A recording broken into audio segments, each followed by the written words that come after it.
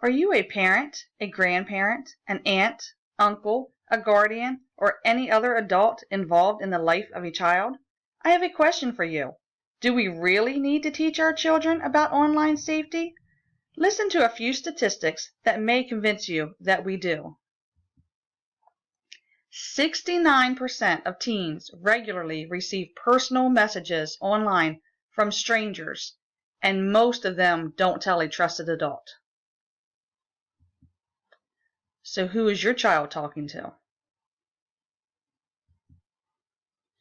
Nearly half of young people, 47%, have received intimidating, threatening, or nasty messages online. This should be enough to scare you. 58% of teens don't think that posting personal information online is unsafe.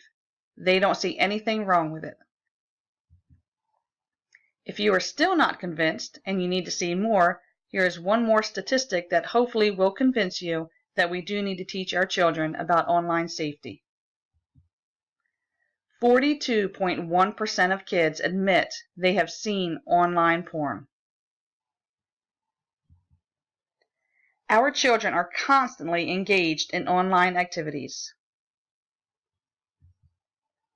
They are online when at home. They are online while at school.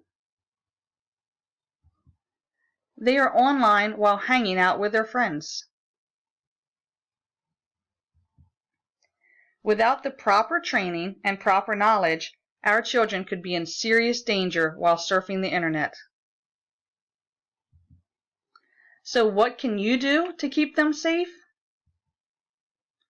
Begin by learning how to become a good digital citizen.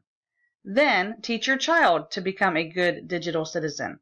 This means teach your child how to protect their privacy. Teach them about cyberbullying and how to deal with it. Teach them what is and is not okay to do online. And be a good model yourself. But most importantly, stay involved and know what your child is doing online. To begin, you could check out the school's acceptable use policy.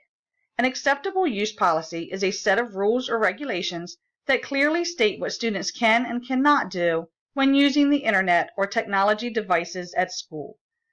Our school's acceptable use policy is found on the district website listed below. This is a great place to start thinking about ways our children could be safe online. Afterwards, you could check out some of the multiple resources found online. Here are 3 that you could start with. These will help you to teach your children to make good decisions online. Together, we can keep our children safe.